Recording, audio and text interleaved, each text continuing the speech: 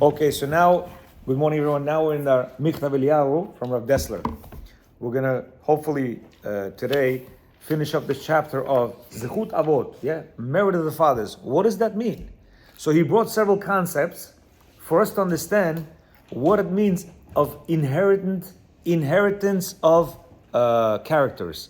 He says that a person can inherit characters, and therefore, guess what? He's saying we inherited the character of Abraham, Yitzhak, and Yaakov.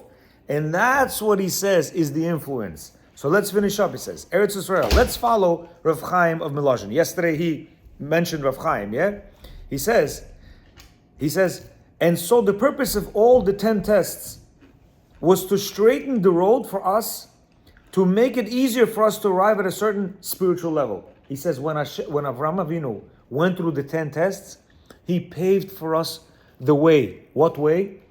The way to become a Jew, right? Meaning, why do we find that Jews suddenly seized with desire to immigrate to the Holy Land?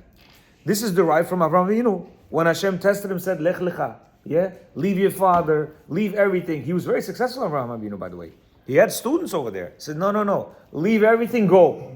He says, because he left everything, he went. Sometimes we sit in the United States, in Australia, in France, we say, I want to do Aliyah to Israel. He goes, where's it coming from? A lot of times these people are not such, religious people, and then all of a sudden, I want to do Aliyah to Israel. What's the connection? He says, the connection is what Avraham Avinu did. He says, it is indeed amazing when we come to think of it, that we Jews should have retained our deep love for Eretz Israel after having been exiled for a period of 2,000 years. He says, 2,000 years we were not there. Why all of a sudden you want to go back to a land that you haven't been in 2,000 years? He says the reason is that this attachment is with us, not as a matter of mere nationalism, no. If it had been only this, we should have forgotten about Eretz Israel many centuries ago. After all, other national groups, uprooted from their country of origin, have adapted themselves completely in the new environment that they're in. He says the Goyim that left their country, they no longer want to go back. They're already adapted to wherever they are right now. Our love for Eretz Yisrael springs consciously and unconsciously from the holy source. There is holiness in the land of Israel, implanted in it by Hashem. And that same holiness is rooted in us. It is a spiritual inheritance. Here he goes. Spiritual inheritance from Avraham Avinu, derived from the test of Lech Lecha. This test, which requires him to leave his father and the scene of successful spiritual activities for an unknown destination, called much faith and self-sacrifice on his part. Hashem says, Alo, get up and leave. Well, you know what it means? Where am I going? Don't worry, I'll show you. How many of us right now are going to get up and leave to an area when we're successful business people, when we have homes and we have cars and everything's fine? Children in school, and I'm very good. Why should I get up and leave? He says this was the test of faith and self-sacrifice that Hashem asked from Avraham Avinu, and guess what? Like a soldier, he got up and left. We should listen to the words of Rav Chaim just one more time. He says, Jews usually accept whatever befalls them with good grace, knowing that all that is done by heaven is done for our good. We derive this characteristic from Avraham Avinu, his faithful acceptance of the test of famine, right? He says to him, go to Canaan. He comes Canaan, and what happens? There's no food over there. Hashem, where did you send me? He says, he had not long ago since promised by God that to travel, and he's bringing him to a blessing land, fame, wealth. Instead, almost as soon as he enters the land of Canaan, the country suffers severe famine, that no one ever experienced. He has reduced almost to penury and was forced to go down to Egypt. Yet our sages tell us he did not question the ways of Hashem, not even for a moment. This is reflected in the verse, but the righteous falls 7 times and he gets up. Yet the wicked falls once.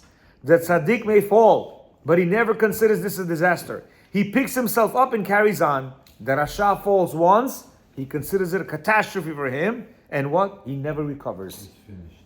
Not as something. He says, no, this is not heaven sent. This is a disaster, and he leaves. So he says, where do we get this trait of getting up whenever we are faced with all kinds of trials and tribulations? We get it as an inherited thing from Avraham Avinu. Next topic he's saying is amazing capacity. Let's see what he means. If only we understood the depth of this insight, right? What we said about the inheritance, we would see here a marvel upon marvel. Whence the Jews get their amazing capacity to stand above all their troubles, never to give up, never to lose hope. How many people, after what happened in Germany, would not want to be Jewish? Explain to me. How many people? Why? Because they saw what they did to the Jews, yeah? They burned them alive. A person to see that to say, I don't want to walk around like this. I'm afraid. Why should I be Jew? Yeah? Look what they're doing. Spanish Inquisition, the Germans, the Turkish, so many persecutions. A person is going to be afraid. He says, what gives a Jew this inner strength to go on? He says, again, this is our heritage from our saintly forefathers who accepted in love everything that was sent to them by the Almighty. It is a matter of observation that you will rarely find a Jew committing suicide, however great his mental anguish is, so long as he retains some link, however tenuous, however small, with his Jewish heritage, he will shrink from this terrible step, and he will prefer to think of his suffering as atonement for his sins. He says many people, go through difficulties, and if you're connected to Hashem, and you understand the workings of Hashem, you're going to know that everything that you're getting, as you said, it's a washing machine. Because I need to be cleaned out from the sins that I have. And a lot of times we think we have major sins. No, the minor sins also need cleaning. Yeah? The reason is that our saintly forefathers immersed themselves completely in the spiritual life. They attached themselves to the source of life, to Hashem Himself. Consequently, they knew that everything that proceeds from Hashem must ultimately be spiritual in nature and therefore essentially good. Listen to what he's saying. No act of God can under any circumstances contain any aspect of evil. Nothing bad can possibly proceed from God, who is the ultimate good. Even if we human beings in our baseness and frailty think that our puny intellects, that we can see that it is evil, this is only because we can appreciate only the external, material aspect of the event. He says, just as our bodies are garments for our real self, so the external aspect of God's acts are only the outward garb of events. Their true essence lies in their inner spiritual self. You know, looking at me, right? You're thinking, this is Avraham. No, this is not Avraham. This is the outside of Avraham. The inside of Avraham is real Avraham. Meaning inside of us, there's a soul. Our real reality is the soul. The outside is a jacket, is a coat. You hear? Sure. So he's saying, with Hashem, when we see evil, guess what? We're seeing the outside, right? For instance, I have a big nose, I have, gray hair. Some people, they might not look good. He might be crooked, right? He says, that's the outside. That's not him. That's the outside. Real him is the inside. And therefore he says, when we see things that look like it's bad from Hashem, he says, no. That's the physical outside you see. You don't see the spiritual good part of it. Why? It's hard to see. You have to be connected in order for you to see that. He says, anyone who has been granted the precious ability to grasp the inner content of things and has some appreciation of their spiritual reality, knows without the slightest doubt that all God's acts are completely good. Their sole content is loving kindness, and their sole purpose, the good of is for the good of His creatures. Meaning, he says, anyone who's connected to Hashem and could understand, and believe me, when you get holier, but we said, a couple of shiurs ago, we said that our main purpose in this world is to become holier and holier and closer to Hashem. Only when we get to that connection to Hashem, we'll see that everything is good. It says the sage Nahum of Gimzu, right? He says Gimzu over here. He says he was the teacher of Rabbi Akiva. He's famous in the Talmud for saying what? Gamzu l'tova, Gamzu l'tova. Everywhere he went, he said, this is also for the best. This is also for the best. Even what appears to us as the worst is not really bad at all. It is in reality good, for its purpose is good. He says, imagine a person suffering from a mortal disease. Is he glad to undergo an operation which will cut him up, bleed, swollen, but he got rid of the cancer? Yeah? Imagine a person has something wrong, chas v'shalom. He's, no, I don't want you to cut me. No, I don't want to go through all that blood, through all the anesthesia, through all the swellness, through all the therapy, through all the, no, I don't want. But this is good for you. He says, just like this operation is good for you, they're going to take out this poison from your body. And yes, you're going to be swollen. It's going to take you weeks and sometimes months to recover. But at the end, what's going to happen? It's the best thing for you. Same thing when Hashem does things to us. It looks bad. You're like, no, Hashem, don't give me that. Don't give me that. He says, no. That's going to be good for you. And therefore, everything that He gives us is good. Okay? Now, He's summing up everything. This is the attitude to life which was irrevocably acquired by Avraham Avinu when he withstood the trials of the famine and likewise many other trials and tribulations. His heart did not fail him in spite of all his troubles, because he was unshakably convinced of the goodness of God and the infinitude of His mercies and bounties. He said, Avraham Avinu didn't buckle once. He knew everything that Hashem was giving him. That's exactly what I need. He was strong and held on to Hashem. Imagine, he was the first one who realized that Hashem is one. Could he have said to himself, maybe I'm mistaken? At the end of the day, he had no Rebbe, he had no rabbi to explain to him, there's Hashem, He's the one and only. There was no history for him to follow. There was no precedence. He was the precedent. Meaning He was the first one.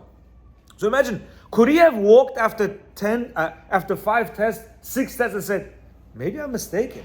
Maybe really the sun is the God. Maybe the moon is. Maybe the ones that are doing Avodah Zarah on these maybe they're right. I must be wrong. After the 6th test, after the 7th test, after the 8th test, yeah? And what about the last one? Akedat Yitzchak. Imagine, come, kill your son. He was against all of that. He was telling people, how can you do that? How can you give your son to Molech at the time they were throwing their children into the fire? And here he comes. Hashem says to him, take your son, sacrifice. Gung ho, he goes. Could he have at that point said, maybe I'm mistaken? No. He knew he wasn't mistaken. He knew there was a being over here. He knew there was something over here that was not like what he was seeing. And therefore he went all with it. Yeah. This rich and precious heritage He transmitted to us, His descendants. This is why there is an inner power in the heart of all the Jews which does not allow him to give up. However numerous and grievous the hurt, the persecution that we suffer and have suffered for thousands of years, we do not give up. We know in our hearts and the hearts of all that is the best for us. There is an ultimate good towards which all is tending and which will make all worthwhile. Meaning inside of us we know that this is all good for us. That after this, everything is going to be, even if it's not in this world. Remember, we said there's a whole world coming. This is a transient world. We're living, or we're in a holding cell for about 80, 90, 120 years.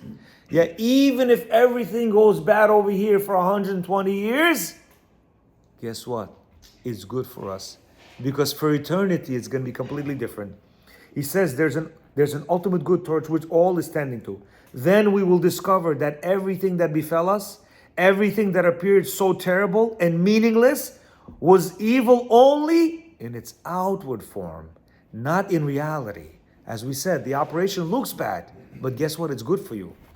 Yeah, we say in Shir Shirim, Shir Lamalot, when God returned the captivity of Zion, we were as dreamers.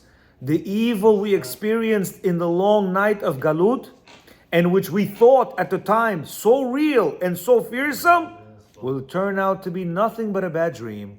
The reality, as we shall then see, is and always was nothing but goodness and love. Yeah?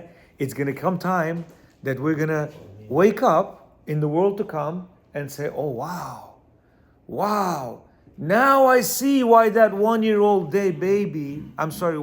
baby had to suffer.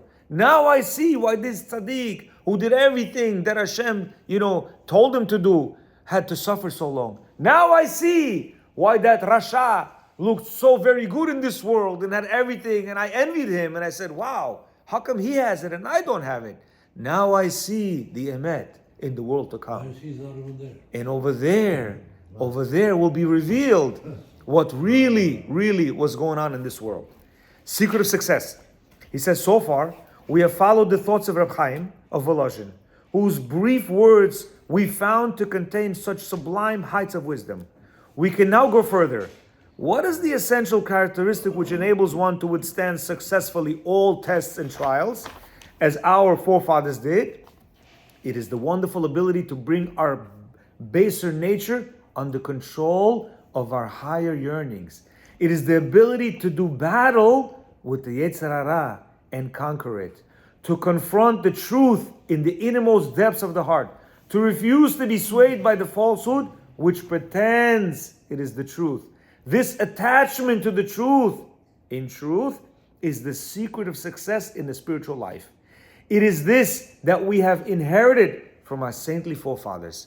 He said, we, Baruch Hashem, had Abraham, Yitzhak, and Yaakov, who gave us slowly through their tests, the ability to be able to battle the Yetzer Hara.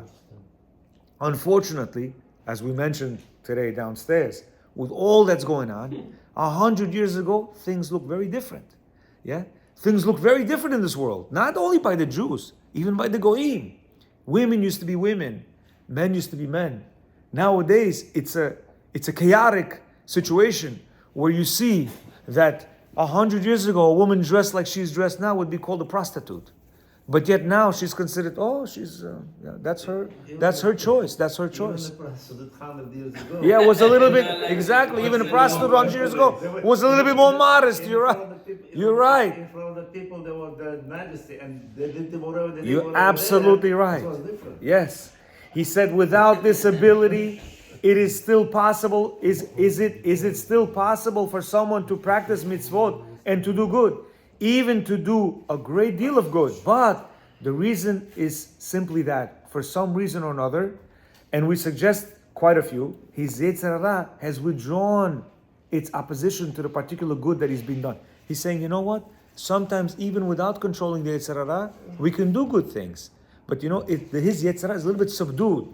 He says, no trial of strength has taken place. If the Yetzer Hara were once to exert his strength, we may be sure that the person's resistance would immediately collapse. He has not yet learned to exercise his willpower and confront his Yetzer Hara where it hurts. He has not yet developed the ability to accept the truth in the recesses of his heart and to act accordingly. Here too we have an example of a characteristic of our fathers which is latent with ourselves. Okay, good. Next one. He says, we now have a criteria by which we can judge whether or not the precious heritage is still alive within us. Right? We said Zechut Avot. Does it have a time period? Is it that 2,000, 3,000 years ago? Maybe Zechut Avot is finished? He says, now we can judge. He says, we can turn in all sincerity to face the truth and see whether those hidden reserves of spiritual strength do not come flooding up to meet us. He says, we now commiserate with those unfortunate people who have exchanged their rich spiritual inheritance for illusionary material gains. How many people went for the illusionary material gains? How many people went for the American dream?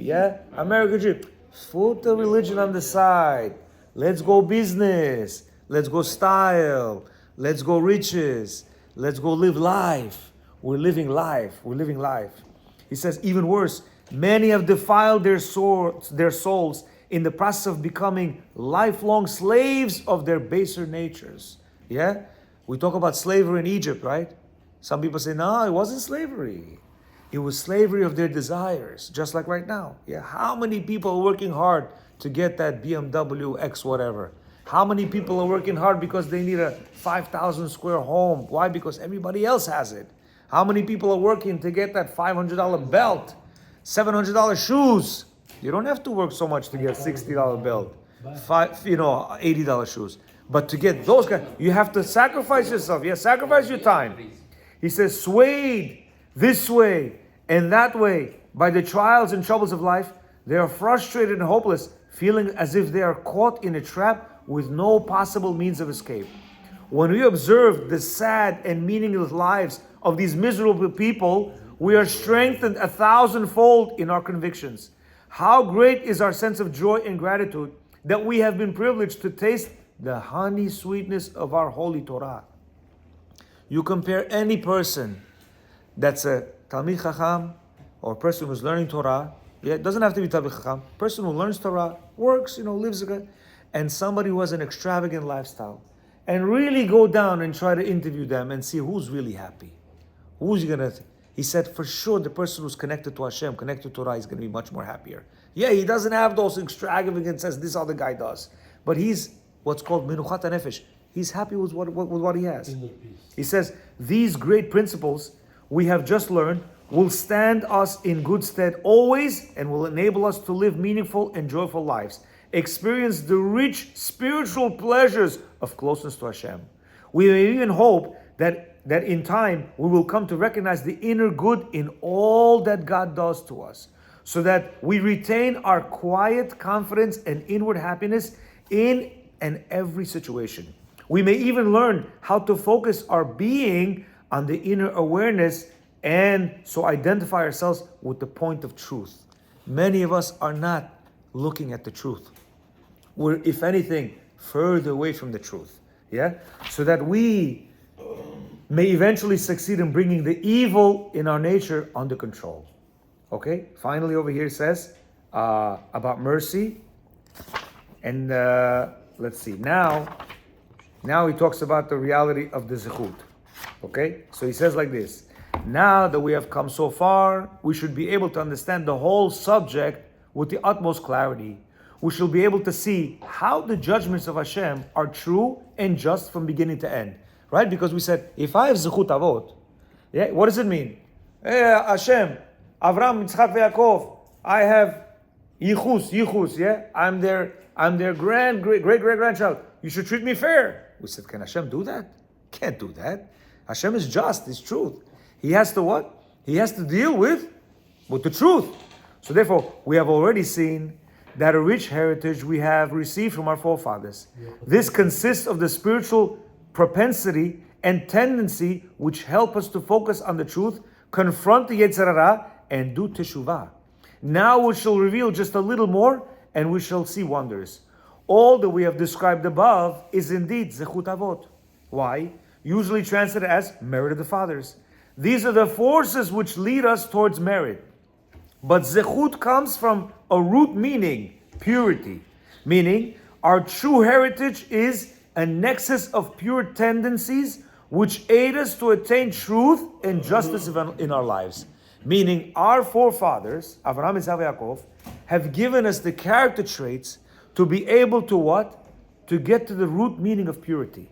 Be able to have these characteristic traits in order to try to control our Yetzer Hara. These are the zechut by which we are linked to our great forefathers.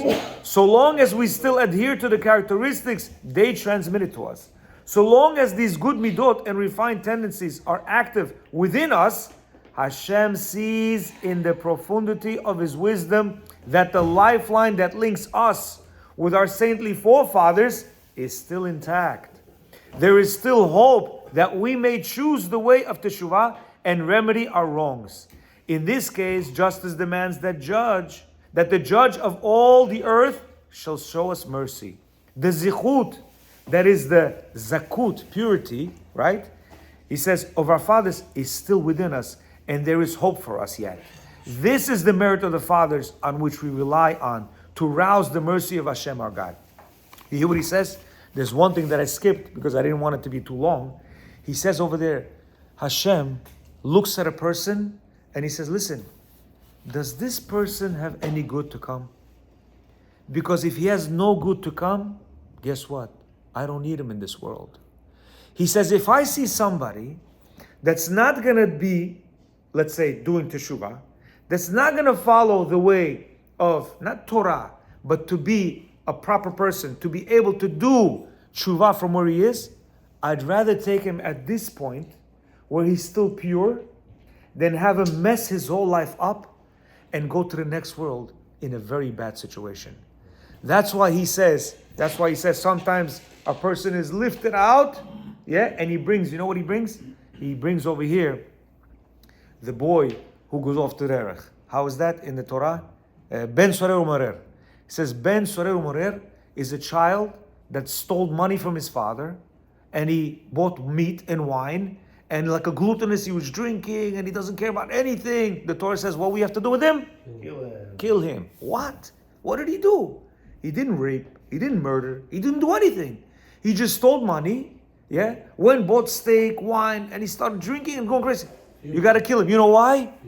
Because Hashem says, I see there's nothing that's going to come out of him. All he's going to do is going to get worse and worse. So what you going to do? Kill him right now. Yeah? Like we learned the Gemara downstairs, right? About the daughter that did something wrong. Was it in this class or not? Yeah, the daughter did something wrong. Says what? Better kill her than let her go. So what? How can you do that? Oh no, I'm sorry. It was a Gemara I was learning with my friend in the store. Yeah? Over there, he didn't understand. He's like, what do you mean, kill the daughter? What are you talking about? So it's similar to this Ben Sorer Umarer case. Yes, the Gemara says that there was no such case. But the concept is that we don't want him to further mess up his soul and come to the world to come completely oblivious of everything, yeah? He has no power and no ability to do teshuvah. And that's where the Zechut Avot comes. He says, Jew has this ability from his forefathers. He has all the correct characteristic traits to be able to do teshuvah. He has the ability to be able to pick himself up and battle the Yetzer Hara. And that's what he says that we have Zechut Avot, right? Not that, I was the great-grandfather, great-great-grandson of Avraham Avinu. No. We have the characteristic traits of being to battle our Yetzer Hara, even though we're at the lowest level that we are now. We say, Hashem, please help me. And that's where he judges us differently. Where he says, okay, I'm not going to take you out. I'm going to let you do teshuvah yourself. And since we have these characteristic traits that our forefathers gave us, we're able to control our Yetzer Hara. And that's if we're on the right path. But if we throw all that out, then we have no zechut. Why? Because we just took those characteristic traits and dumped them in the garbage and are doing whatever the whole world is doing. The plan is this. Baruch Adonai Olam. Amen.